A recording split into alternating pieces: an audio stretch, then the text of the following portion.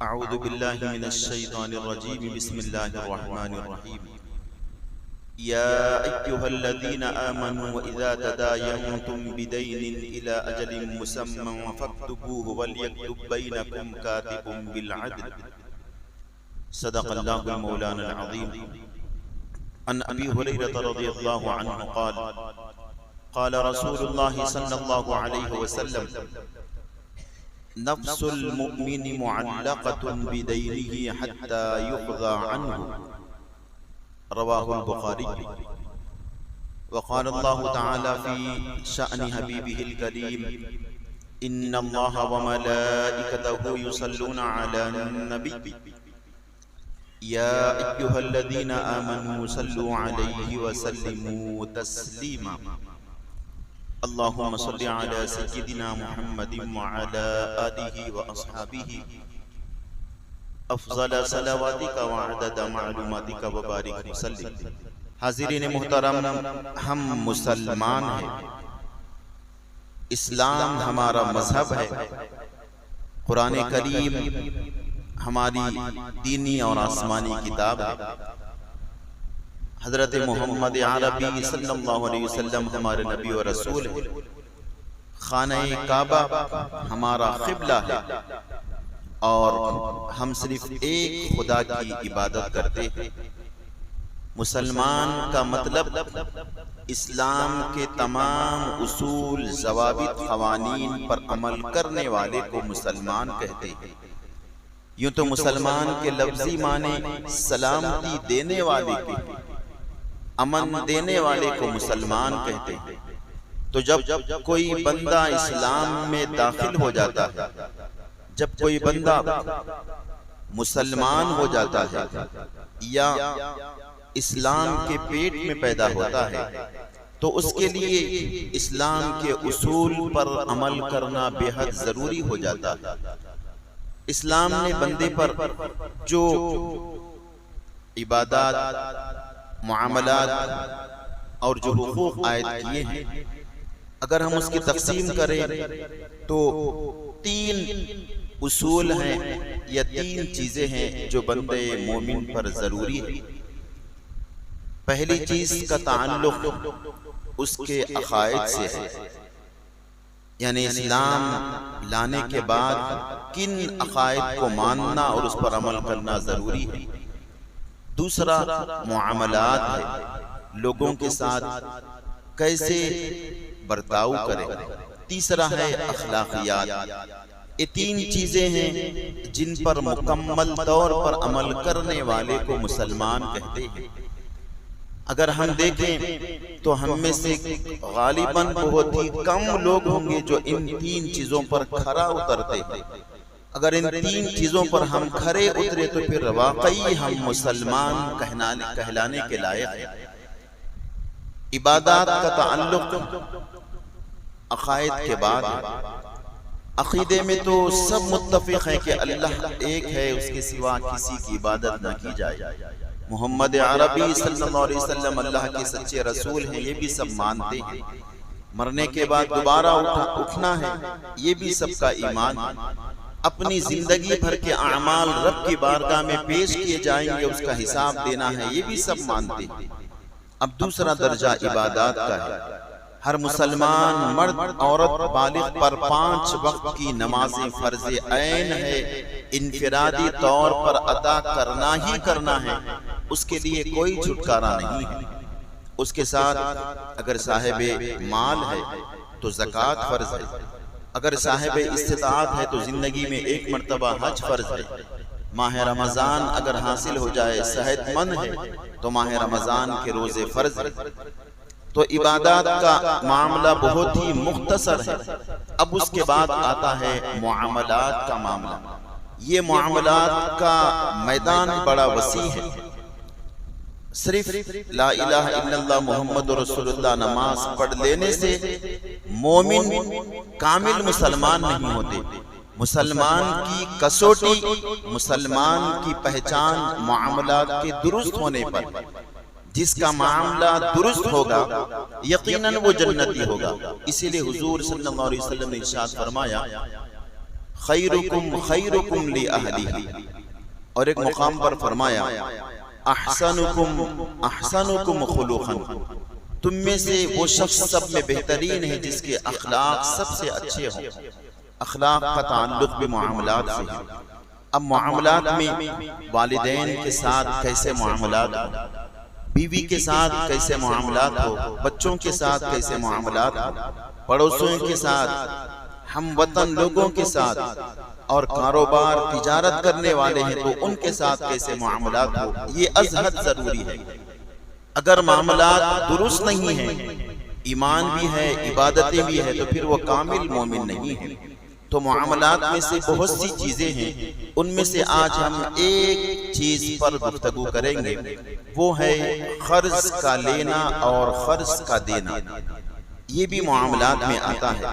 لوگ بہت آسان سمجھتے ہیں کسی کا مال لے کر ڈبا دینا، کسی کے مال کو لے کر واپس نہ کرنا بہت آسان سمجھتے ہیں۔ آج مخروض لوگوں کی وعید قرآن کریم احادیث مبارکہ میں کیا آئی ہے، مختصر طور پر گفتگو کریں گے کیونکہ تفصیل کا وقت نہیں ہوتا۔ اسی طرح قرض دینے والے کی بھی فضیلت کیا ہے وہ بھی مختصر طور پر گفتگو کریں گے۔ قاف را ضاد، اس کے لفظی معنی اگر دیکھیں تو اس کے لفظی معنی آتے ہیں کاٹنے کے۔ جس خینچی سے بندہ کپڑے کاٹتا ہے اسے عربی میں مخراز کہتے ہیں، کاٹنے والی چیز۔ تو عربی میں مشہور مقولہ ہے القرض یخرج المحبت، قرض محبت کو کاٹ دیتا ہے۔ دیکھیے جب تک دوستوں کے درمیان، رشتہ داروں کے درمیان، بھائیوں کے درمیان معاملات درست ہوتے ہیں، ایک دوست دوسرے دوست سے پیسے لینے کے بعد واپس نہیں کرتا تو دیکھیے خود بخود اس کی دوستی میں درار آ جاتی ہے۔ ایک رشتہ دار خلیرا پھپھیرا سگا بھائی کیوں نہ ہو، اپنے بھائی سے قرض لینے کے بعد اگر واپس نہیں کرتا تو پھر رشتہ داری میں دراڑیں آ جاتی ہیں۔ کیوں؟ قرض نام ہی اس چیز کا ہے جو محبت کو کاٹ دیتی ہے۔ تو قرض کے لغوی معنی ہے کاٹنا، اصطلاحی معنی یہ ہے کہ ضرورت کے وقت کوئی شخص کسی دوسرے شخص سے پیسے ادھار لے، جسے ہماری زبان میں ادھار کہتے ہیں، اس کا نام قرض ہے۔ قرض لینا کوئی بری بات نہیں ہے، قرض لینا کوئی معیوب بات نہیں ہے۔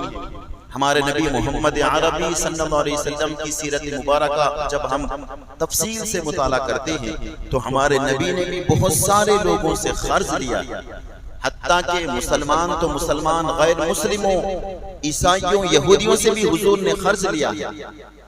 تو قرض لینا کوئی بری بات نہیں ہے، لیکن قرض لینے کے بعد نہ لوٹانا بہت بری بات۔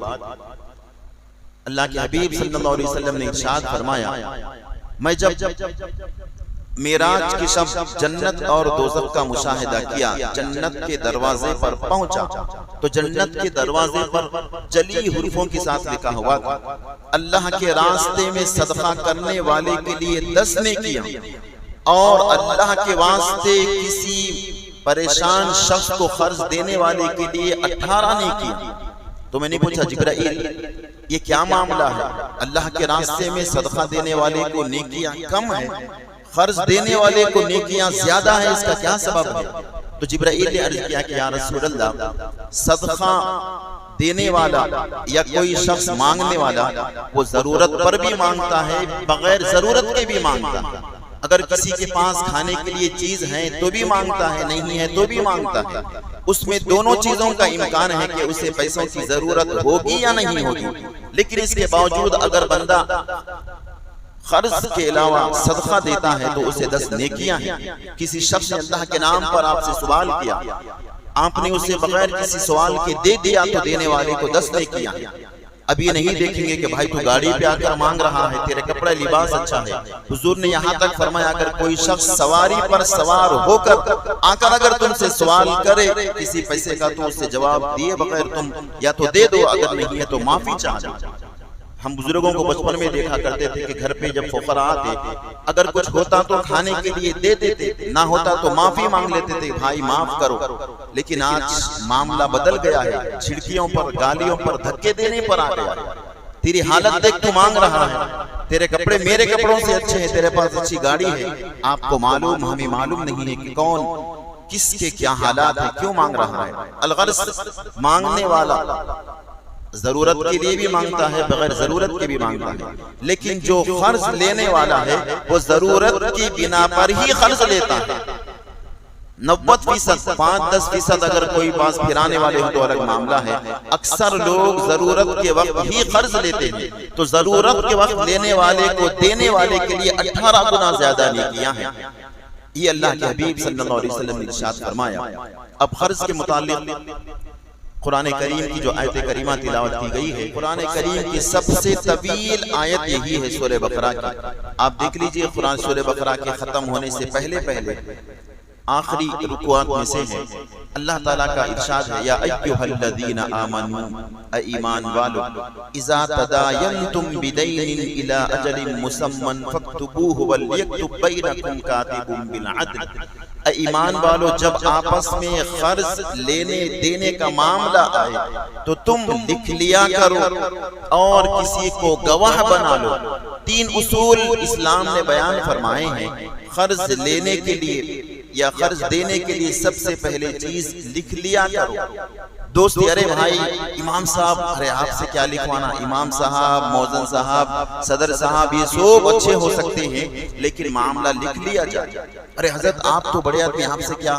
اگر کوئی شخص لین دین کا معاملہ ہے تو حضور نے فرمایا کسی سے پیسے لینا ہو تو گن کر لیا، کسی سے کسی کو پیسے دینا ہے تو گن کر دیا کرو۔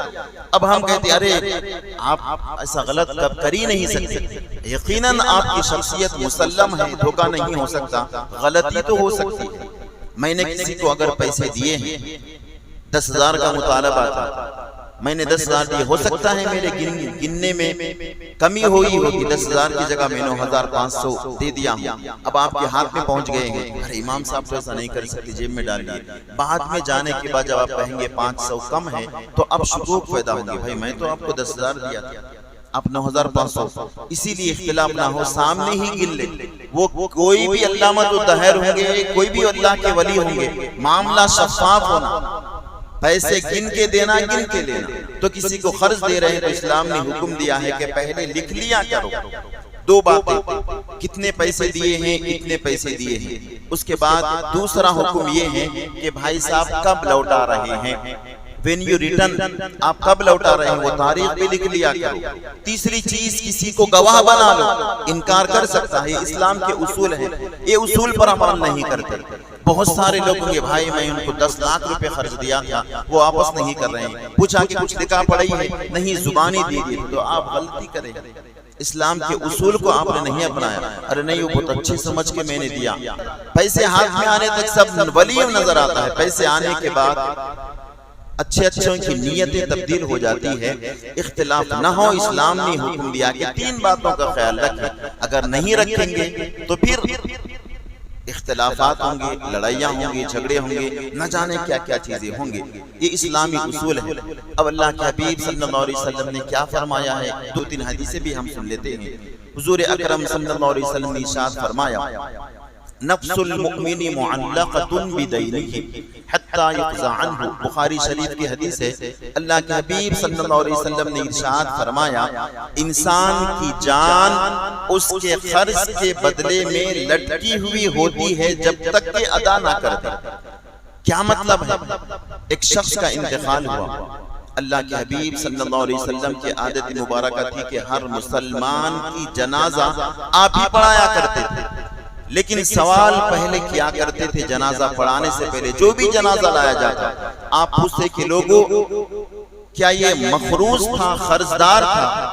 اگر کوئی کہتے کہ ہاں یا رسول اللہ قرضدار تھا، تو آپ فرماتے کہ کیا کوئی اس کا قرض ادا کرنے کے لیے تیار ہے؟ اگر کوئی ادا کرنے کے لیے تیار ہوتے تو کہہ دیتے کہ اب اس کا بوجھ تیرے سر پر ہے، اب نماز جنازہ پڑھا دے۔ اگر کوئی بھی اس کے قرض کی ادائیگی کی ذمہ داری نہ لیتا تو حضور فرماتے صلو علی صاحبکم، تم اپنے صاحب پر نماز پڑھ لو، میں نماز نہیں پڑھاؤں گا۔ قرضدار پر مخروض شخص کی موت ہوتی ہے، اللہ کے رسول اس کی جنازے کی نماز نہیں پڑھاتے تھے۔ کتنی بڑی وعید ہے دوستو۔ تو اسی طرح ایک جنازہ اللہ کے حبیب کی خدمت میں لایا گیا، اللہ کے حبیب صلی اللہ علیہ وسلم نے حسب عادت سوال کیا کہ کیا اس شخص پر قرض ہے؟ تو لوگوں نے کہا کہ ہاں یا رسول اللہ 1 دینار یا 2 دینار قرض ہے۔ تو آپ نے پوچھا کہ کیا کوئی ادا کریں گے؟ اب بہت سے لوگوں نے ٹال مٹول کیا، آخر حضور جانے لگے تو حضرت ابو قتادہ انصاری ان کو رحم آ گیا کہ یہ شخص اللہ کے حبیب کی نماز سے محروم ہو رہا، جس شخص کی جنازہ رحمت للعالمین پڑھا دے اس کی مغفرت یقینی ہے۔ تو انہیں رحم آ گیا، انہوں نے کہا کہ یا رسول اللہ میں اس شخص کا قرض ادا کر دوں گا۔ حضرت ابو قتادہ انصاری نے ذمہ داری لے لی، حضور نے نماز جنازہ ادا فرما دی۔ دوسرے دن جب ملاقات ہوئی تو پوچھا کہ ابو قتادہ کیا تم نے اس کا قرض ادا کیا ہے؟ کہا کہ نہیں یا رسول اللہ۔ پھر دوسرا دن ہوا، تیسرا دن ہوا، پوچھا ادا کر دیا؟ نہیں یا رسول اللہ۔ پھر چند دن کے بعد آپ سے ملاقات ہوئی تو پوچھا کہ کیا ابو قتادہ تم نے اس مرحوم کا قرض ادا کر دیا ہے؟ انہوں نے کہا کہ نہیں یا رسول اللہ۔ آپ نے فرمایا کہ جب تک تم اس کا قرض ادا نہیں کرو گے وَنَفْسُهُ مُعَلَّقَةٌ بَيْنَ الْجَنَّةِ وَالسَّمَاءِ، جب تک تم اس کا قرض ادا نہیں کرو گے اس کی جان جنت اور آسمان کے درمیان لٹکی ہوئی ہے، جنت میں جا ہی نہیں سکتی اس کے روح۔ کون صحابی رسول ہیں وہ انتقال کرنے والے؟ ہم اور آپ کا تو کہاں کا گزر، کہاں کا معاملہ۔ کون صحابہ جن کے بارے میں اللہ رب العزت نے فرمایا کہ میں ان سے راضی ہوں اور وہ مجھ سے راضی ہیں، ان کے لیے دنیا ہی میں جنت کی خوشخبری اللہ کے حبیب نے سنا دی کہ جنت یہ ہے، اللہ کی رضوان کے مستحق ہے۔ ان کے بارے میں حضور نے فرمایا کہ ان کا قرض جب تک ادا نہ ہو ان کی جان جنت میں جا ہی نہیں سکتی۔ اللہ کے حبیب صلی اللہ علیہ وسلم نے فرمایا کہ جو بندہ اللہ کے راستے میں مارا جاتا ہے جسے شہید کہتے ہیں، شہادت کا بہت بڑا مرتبہ ہے۔ نبوت کے مرتبے کے بعد صدیقیت کا مرتبہ ہے، شہید کا مرتبہ ہے۔ قرآن کریم نے ترتیب بیان کی ہے، من النبیین والصدیقین والشہداء والصالحین۔ شہید کے بارے میں اللہ کے حبیب نے فرمایا کہ ادھر شہید کے جسم سے روح نکلتی ہے، ادھر رب کی بارگاہ میں حاضر ہو جاتی ہے۔ ادھر شہید کے جسم سے روح نکلتی ہے، ادھر جنت میں داخل ہو جاتی ہے۔ شہید کے تمام گناہ معاف کر دیے جاتے ہیں سوائے ایک گناہ۔ شہید کے تمام گناہ معاف کر دیے جاتے ہیں سوائے ایک گناہ کے۔ صحابہ نے پوچھا یا رسول اللہ کون سا گناہ ہے؟ آپ نے فرمایا کہ القرض۔ اگر مرنے والا اللہ کے راستے میں شہادت کا مرتبہ بھی پا کر مرا ہے لیکن قرض دار تھا تو جب تک اس کا قرض ادا نہ ہو وہ شہید بھی جنت میں نہیں جائے گا، یہ ہمارے آقا نے فرمایا۔ تو ہمیں اس کی وعید کا اندازہ ہو گیا ہوگا۔ اس طرح کی بہت ساری احادیث ہیں۔ اللہ کے حبیب صلی اللہ علیہ وسلم نے وصال مبارک سے پہلے وصیت فرمائی، علی میرا اتنا قرض ہے تمہیں ادا کر دینا ہے۔ حضرت علی نے ادا فرمائی۔ ابو بکر صدیق نے وصال سے پہلے اپنے بیٹے کو بلایا، عبداللہ میرے اوپر اتنا قرض ہے ادا کر دینا، بیٹے نے ذمہ داری لے لی۔ عمر بن خطاب کی سیرت دیکھیے، وہ بھی انتقال جب دنیا سے کرنے کا وقت ہے تو قرض دار تھے، بیٹے کو بلا کہا کہ میرا اتنا قرض ہے فلاں فلاں کو ادا کر دینا۔ عثمان بن عفان تو غنی تھے۔ حضرت مولا علی رضی اللہ تعالیٰ عنہ کا جب شہادت کا وقت قریب آیا، جسم سے روح نکلنے والے تھے، بیٹے حسین کو بلا کر کہا، یہ روایتوں میں آتا ہے کہ وصیت کی کہ میرے اوپر 60,000 درہم قرض ہے، بیٹے حسین تم ادا کر دینا۔ وہ لوگ قرضہ اپنے لیے نہیں دوسروں کے لیے ادا کیا کرتے تھے، دوسروں کے لیے لیا کرتے تھے۔ تو یہ صحابہ کرام کا معمول تھا کہ جب وہ قرضہ ادا نہیں کر سکتے تو وصیت کرتے، جب تک اس کا قرضہ ادا نہ ہو اس کی روح معلق رہتی ہے۔ اس کے بعد اللہ کے حبیب صلی اللہ علیہ وسلم کی عادت مبارکہ جب اسلام کی فتوحات کا دور شروع ہوا، مکے کے بعد مسلمان ہجرت کر کے مدینہ طیبہ آئے، غزوہ بدر ہوا 2 ہجری میں، مسلمانوں کے پاس بیت المال میں اموال آنے لگے، تو حضور کی عادت مبارکہ تھی کہ جب بھی کسی کا جنازہ آتا اب پوچھتے کہ قرضدار ہیں؟ ہاں قرضدار ہیں، کوئی ادا کرے گا؟ کوئی بھی ادا کرنے والا نہ ہو تو حضور فرماتے کہ اس کا قرضہ بیت المال سے ادا کر، یا اس کا قرضہ میں ادا کروں گا۔ تو حضور کے پاس جو قرض جمع ہو گیا تھا اپنی ذات کے لیے نہیں، کسی مرنے والے کے قرض کا بوجھ اپنے سر لے لیے تھے، کیونکہ وہ اللہ کی رحمت سے دور نہ ہو، اللہ کی مغفرت سے دور نہ ہو۔ یہ قرض کا معاملہ ہے۔ اس کے بعد آپ نماز جنازہ ادا فرماتے، یہ عام بات ہے، کوئی ڈھکی چھپی نہیں ہے۔ اب ذرا آج ہمارے معاشرے میں ہم آئیے، کیا کہیں دوستو، میں 1 لاکھ کا قرضدار ہوں لیکن میرے بیٹے کا ولیمہ بڑے دھوم سے کر رہا ہے، میں 10 لاکھ کا قرض دار ہوں، میں بڑے بڑے فنکشن کر رہا ہوں جو غیر ضروری فنکشن ہے، جس کی اسلام میں کوئی وقت نہیں ہے، اشارے کافی ہے، کہنے کی ضرورت نہیں ہے۔ ایک قرض دار ہے، آپ کو قرض دینا ہے، اسے قرض ادا نہیں کر کے 10 لاکھ کا فنکشن کر رہے ہیں۔ 10 لاکھ کے فنکشن کے لیے پیسے کہاں سے آئے؟ قرض دار کو ادا کرنے کے لیے پیسے نہیں آئے۔ بزرگوں کی زندگیوں کو ہم نے دیکھا ہے، علماء کرام جو مدارس میں پڑھاتے ہیں قرضدار ہو گئے، ایک عالم دین قرضدار ہو گئے، اپنے بچوں کو بلائے، بیوی سے کہا ہے کہ دیکھو ہمارے پاس اتنا قرضہ ہو گیا ہے، نہیں دے سک رہے ہیں، ایک کام کریں گے، ہم گھر میں سوکھی روٹی کھا لیں گے، رکھا سوکھا کھا لیں گے، سالن نہیں کھائیں گے جب تک کہ ہمارا قرض ادا نہ ہو۔ ان کے گھر والے بھی راضی ہو گئے، روکھا سوکھا کھانے لگے، قرض ادا ہونے تک۔ اس کے بعد قرض ادا ہو گیا، کوئی بڑی رقم نہیں تھی۔ تو کہنے کا مطلب یہ ہے دوستو، دنیا میں لوگوں کو دھوکہ دے لینا آسان ہے، لیکن جب جسم سے روح پرواز ہوگی، اس کے بعد کے جو عذابات ہیں وہ انسان برداشت نہیں کر سکتا۔ حضور اکرم صلی اللہ علیہ وسلم نے ارشاد فرمایا، جب بندہ کسی سے قرض لیتا ہے اور نیت ادا کرنے کی ہوتی ہے، جب کسی سے قرض لیتا ہے نیت ادا کرنے کی ہوتی ہے، فَأَدَّ اللَّهُ عَنْهُ، اللہ تعالیٰ اس کی جانب سے قرض کو ادا کر دیتا ہے، مطلب اس کے لیے قرض کو ادا کرنے کے راستے کھول دیتا ہے۔ اور جو شخص کسی سے قرض لیتا ہے نیت ڈبونے کی ہے، دیکھیے کسی سے مانگنے سے پہلے انسان کا دل تو سب میں بڑا ناصح ہے، پوری دنیا کو دھوکہ دے سکتے ہیں، اپنے دل کو دھوکہ نہیں دے سکتے۔ کوئی شخص کسی سے قرض لے رہا ہے اور نیت یہ ہے کہ میں اس کو ادا نہیں کروں گا، تو حضور نے فرمایا فَأَتْلَفَهُ، اللہ تعالیٰ اس کے مال کو برباد کر دیتا ہے۔ قرض اگر ادا کرنے کی نیت ہو تو اسی لیے بزرگان دین بھی کہتے ہیں ادا کرنے کی نیت سے قرض لیا جائے تو اللہ تعالیٰ آسانی پیدا کر دیتے ہیں، اسباب بنا دیتے ہیں قرض ادا کرنے کے۔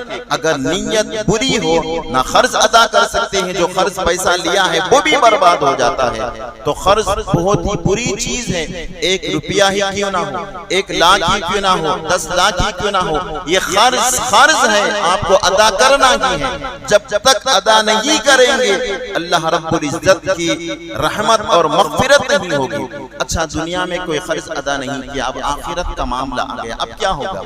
اگر کوئی کسی کی جانب سے ادا کر دیا تو بہتر ہے، اگر ادا نہیں کرے تو اب کیسا ادا ہوگا؟ حشر کا میدان برپا ہوگا، اس مجرم کو رب کی بارگاہ میں لایا جائے گا، رب کریم پوچھے گا کہ کیا اس کی کوئی گناہ ہے؟ فرشتے کہیں گے کہ ہاں پروردگار یہ مخروض تھا، اب تو آپ پیسوں کا لین دین نہیں، کیا کریں گے؟ اس کس کا مخروض تھا؟ فلاں شخص کا مخروض تھا، اس کی نیکیوں کو اٹھاؤ اور اس قرض والے کے جس نے قرض باقی تھا جس کو دینا تھا اس کے پلے میں ڈال دو۔ اس کی گاڑی موٹی نیکیاں، شب قدر کی عبادتیں، تہجدیں، تلاوت قرآن، روزے جو رکھا تھا وہ بڑی محنت مشقت کی عبادتیں اس کے پلے میں ڈال دی جائیں گی۔ اب عبادتیں ختم ہو گئی ہیں، رب پوچھیں گے کہ عبادتیں ختم ہو گئی، مولا اس کے پاس اتنی عبادتیں نہیں ہیں، رب فرمائے گا کہ اس کے گناہ کو اٹھاؤ اور اس کے پلے میں ڈال دو، اس کے گناہوں کو اس کے پلے میں ڈال دیا جائے گا۔ تو دوستو حقوق العباد کے معاملات میں قرض بڑی اہم چیز ہے، ہم بیکاری کے قرضوں کو اوائڈ کریں، بیکاری کی دعوتوں کو اوائڈ کریں۔ شادی صرف 2 گواہوں کے ساتھ ہو جاتی ہے، 2000 لوگوں کا کھانا رکھنا ضروری نہیں، ولیمہ 50-100 لوگوں کے لیے درست ہو جاتا ہے، ایئرپورٹ کے قریب میں 5 لاکھ روپے خرچ کر کے یہاں پر بھی ہو جاتا ہے۔ آپ پہلے سے قرضدار ہیں، پھر دعوت کر رہے ہیں، پھر اور قرض لیے ہیں، دعوت کے لیے قرض۔ اب ہمارے پاس کہنے کی ضرورت نہیں، ہر شخص اپنے پاس ناسے ہیں کہ ہم قرض کو ادا کرنے کی سوچتے نہیں ہیں، قرض پر قرض لیتے جاتے ہیں۔ بھائی قرض لینے کے ساتھ 2 چیزیں ضروری ہیں، قرض لے رہے ہیں، لینے کی ادا کرنے کی نیت بھی ہونا اور ادا کرنے کی طاقت بھی ہونا۔ ادا کرنے کی طاقت نہیں ہے، میرے پاس 20,000 کی طاقت نہیں ہے، میں 20 لاکھ روپے قرض لے رہا ہوں، کہاں سے ادا کریں گے؟ نہیں، اپنی وسعت کے مطابق قرض لیں، جیسا دل میں آیا اس کے پاس سے لے لیے، اس کے پاس سے لے لیے، اتنا قرض جمع ہو گیا، کب ادا کریں گے؟ مر جائیں گے۔ کون ادا کرے گا؟ نہ بیٹا ادا کرے گا، نہ کوئی دوست ادا کرے گا۔ اب جو جہنم سے پہلے قبر کے حالات ہوں گے وہ جانے والے کو ہی معلوم ہوں گے. کسی مرنے والے مردے سے اٹھا کر پوچھیں کہ تیرا کیا معاملہ ہے، وہ بتائے گا کہ میں 1 روپیہ اسے خرچ تھا، اس کا عذاب آج تک بھگت رہا ہوں. لوگوں، جب تک ہمارا جسم سلامت ہے، جسم میں روح ہے، اس کا احساس نہیں ہوتا. جب آنکھیں بند ہو کر دوبارہ کھلیں گی روح نکل کر، تو عذابات الہی ہمارے انتظار میں ہیں. تو جان نکلنے سے پہلے جس کو جو ادا کرنا ہے ادا کر دو. معلوم نہیں ہے کہ کب ہماری موت واقع ہو جائے. تو قرض کے بارے میں وظائف بھی احادیث میں آئے ہیں. اللہ کے حبیب صلی اللہ علیہ وسلم نے وظیفہ بھی بیان فرمایا. ایک حضرت ابو ذر مسجد میں بیٹھے ہوئے تھے، ہمیشہ دعا کرتے، عبادت کرتے. اللہ کے حبیب نے فرمایا کہ ابو ذر کیا بات ہے، ہمیشہ مسجد میں نظر آتے ہو، کچھ کام دام نہیں کرتے. یا رسول اللہ، پریشانیوں اور قرض نے مجھے دبوچ کے رکھ دیا ہے. تو آپ نے فرمایا، ارے میں نے کیا تمہیں وہ دعا نہیں سکھائی تھی؟ اللہم انی اعوذک من الہم والحزن. وہ دعا کیوں نہیں پڑھتے؟ انہوں نے کہا کہ ہاں یاد ہے رسول اللہ. وہ دعا پڑھنا شروع کیے. چند دنوں کے بعد رسول اللہ کی خدمت میں آئے، عرض کرنے لگے، یا رسول اللہ، اس دعا کی برکت سے اللہ نے میرے غموں کو بھی دور کر دیا ہے، میرے پورے قرض کو بھی اتار دیا ہے. تو رب سے بھی مدد مانگیں. قرض لینا ہے تو اس کے ادا کرنے کی نیت رکھیں، اللہ رب العزت مدد فرمائے گا. رب کائنات کی بارگاہ میں ہم سب دعا کرتے ہیں کہ اللہ ہم سب کو ایمان و اسلام پر استقامت عطا فرما، اصول اسلام پر عمل کرنے کی توفیق عطا فرما. اللہ تیرے اور تیرے بندوں کے حقوق ادا کرنے کی ہمیں توفیق نصیب فرما. تو نے ایمان کی زندگی عطا فرمائی ہے، ایمان کی موت نصیب فرما. وآخر دعوانا الحمدللہ رب العالمین. سنت ادا